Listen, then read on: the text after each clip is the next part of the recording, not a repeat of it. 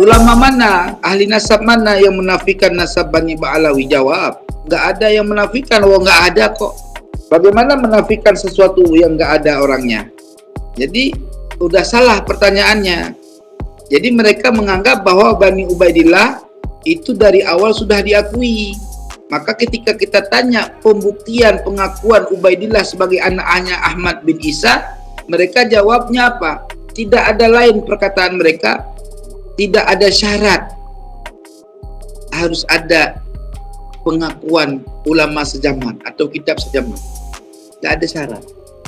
Terus bagaimana kita bisa menemukan kebenaran Ubaidillah itu anaknya Ahmad bin Isa? Sementara riwayat-riwayat dari mulai anak-anaknya Rasulullah, cucu-cucunya Rasulullah SAW itu termaktub dalam ilmu-ilmu nasab, terverifikasi nama-nama mereka, gitu loh. Lalu kenapa Ubaidillah ini tidak terverifikasi? Kalau kita lihat zaman jumlah daripada zuriat Rasulullah SAW itu kan 12 imam jatuhnya. Kalau istilahnya 12 imam.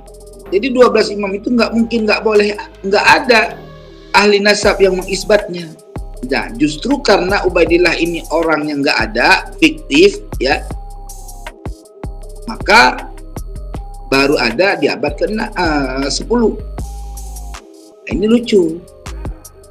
Maka sampai hari ini mereka selalu mengklaim dengan mendoktrin masyarakat, orang-orang awam yang memang, ya gimana ya, memang mereka nggak punya ilmu, ya, notabene mereka manusia-manusia yang pingin masuk surga dengan cukup cinta kepada Ba'alawi, itu doang. Jadi mereka nggak mau masuk surga dengan ilmu dan amal, mereka mau masuk surga dengan doktrin cukup cinta Ba'alawi masuk surga, udah itu. Ya, teman-teman, perhatikanlah dengan cara yang benar gitu. Yang kedua, teman-teman, mereka berkata bahwa Sayyidina Ahmad itu Al-Muhajir digelarnya, ya. Ini gelar Al-Muhajir itu aja kalau di permasalahan nggak punya dalil. Nggak ada satupun dalil bagi kalangan Bani Ba'alawi yang mampu mengungkapkan secara fakta dan data tentang keberadaan atau tentang hijrahnya Said Ahmad bin Isa menuju Hadramut Yaman. Nggak ada. Coba buktikan kitab sezaman dengan Said Ahmad. Jadi kita harus bisa, ya, menemukan satu sumber berita. Di zaman Said Ahmad bin Isa itu sendiri harus ada keterangan yang menerangkan bahwa beliau, ya, pernah hijrah dan bermukim serta wafat di Yaman. Ya, hanya ada satu kitab, Tahzibul Ansab, yang menerangkan bahwa keberadaan Said Ahmad itu di Basrah, wafat di Basrah dan bermukim di Basrah. Lalu dari mana kok bisa Said Ahmad ini keterangannya bermukim di Basrah, lalu dari Basrah beliau hijrah ke Yaman sampai wafatnya di Yaman? Lalu dari kitab mana bisa diungkapkan informasi itu? Jadi sejarah itu hanya berputar di abad ke-10 Hijri. Nah, abad 10 ini yang menjadi masyhur tentang sejarah Al-Muhajir Ahmad bin Isa. Tetapi cerita itu tidak berkesinambungan sanad. Jadi di kitab-kitab lampau tidak satupun menerangkan bahwa Said Ahmad bin Isa pernah hijrah ke Yaman. Kalau kita mengambil suatu ibarah terkait kitab-kitab lampau, ya, yang tidak peduli terkait masalah sanad, informasi sanad, hanya berdasarkan cerita atau sejarah, maka bukan ke Yaman hijrahnya Said Ahmad bin Isa. Dalam kitab yang lain, ya, disebut dalam kitab Al-Asyair Al-Arabiyah, Al-Asyairul Arabiyah, di situ dituliskan bahwa Said Ahmad bin Isa itu berhijrah ke negeri atau negara Undulus. Undunus.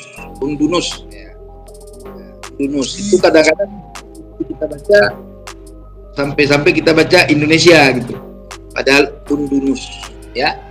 Nah, jadi bingung juga yang satu riwayat yang di abad-abad sejaman dengan abad 10 ini itu menuliskan bahwa hijrahnya ke Undunus, bukan ke Yaman. Jadi simpang siur berita kalau tanpa sanad.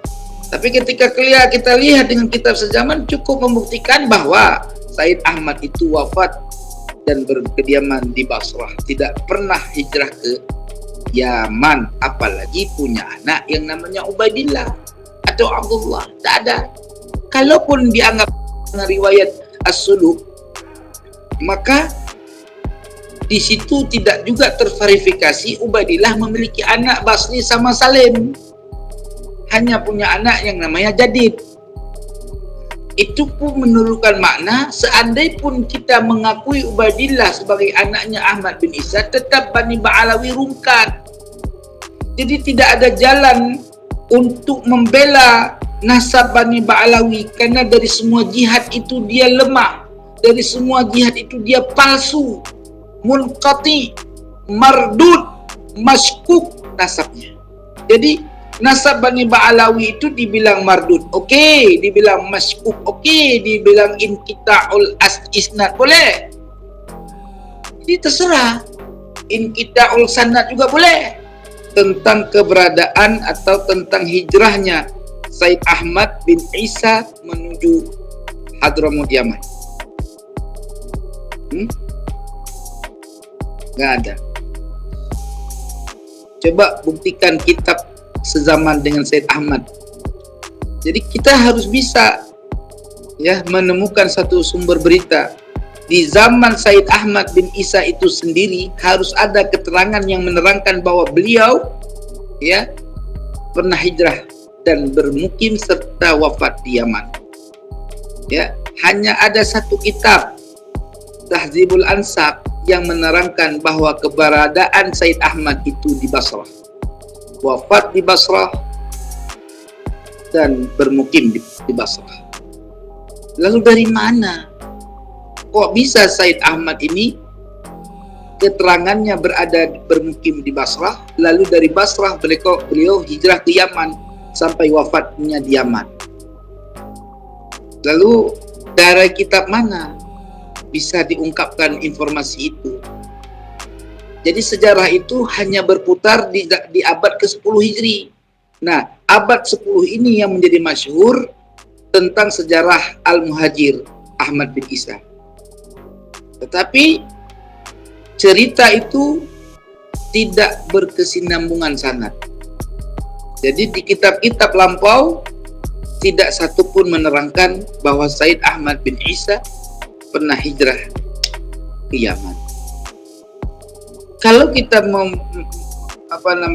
mengambil suatu ibarah terkait kitab-kitab lampau ya, yang tidak peduli terkait masalah sanad, informasi sanad, hanya berdasarkan cerita atau sejarah, maka bukan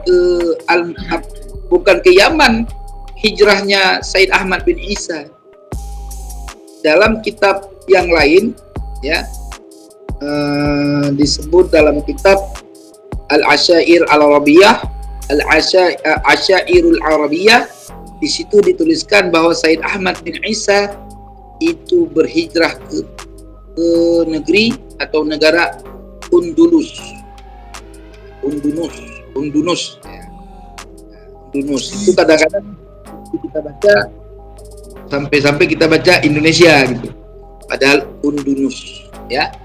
Nah, jadi bingung juga yang satu riwayat yang di abad-abad sejaman dengan abad 10 ini itu menuliskan bahwa hijrahnya ke Undunus, bukan ke Yaman. Jadi simpang siur berita kalau tanpa sanad. Tapi ketika kita lihat dengan kitab sejaman cukup membuktikan bahwa Said Ahmad itu wafat dan berkediaman di Basrah, tidak pernah hijrah ke Yaman, apalagi punya anak yang namanya Ubaidillah atau Abdullah. Tak ada. Kalaupun dianggap riwayat as-suluk, maka di situ tidak juga terverifikasi Ubaidillah memiliki anak Basri sama Salim. Hanya punya anak yang namanya Jadid. Itu pun menurunkan makna seandainya pun kita mengakui Ubaidillah sebagai anaknya Ahmad bin Isa, tetap Bani Ba'alawi rungkat. Jadi tidak ada jalan untuk membela nasab Bani Ba'alawi, karena dari semua jihad itu dia lemah, dari semua jihad itu dia palsu, munqati, mardud, maskuk nasabnya. Jadi nasab Bani Ba'alawi itu dibilang mardud, oke, dibilang maskuk, oke, dibilang inqita'ul isnad boleh. Jadi terserah. Inqita'ul sanad juga boleh. Kalau dia adalah orang yang benar sebagai zuriat Nabi, sikap yang harus diambil oleh mereka apa? Apa? Coba dah. Sikap jujur yang harus diambil oleh mereka. Sampaikan kepada umat, Kiai Imad itu menyampaikan yang benar menurut pandangannya. Kami belum menemukan dalil untuk menolak kebenarannya.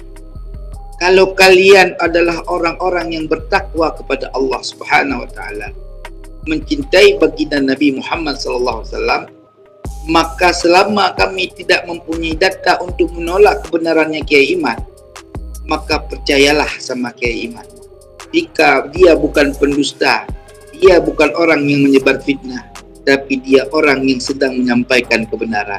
Tapi Bani Ba'alawi tidak akan pernah berani mengucapkan demikian.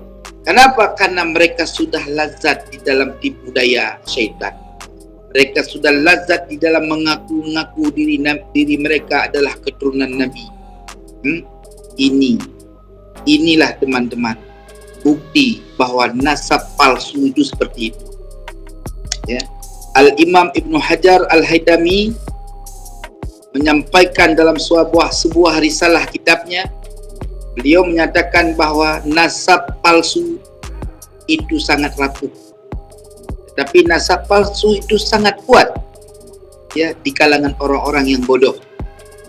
Maka pelajarilah ilmu nasab supaya di kemudian hari nanti banyak ulama-ulama baru yang akan muncul membongkar kepalsuan-kepalsuan nasab yang mengatasnamakan keturunan Sayyidah Fatimah Zahra.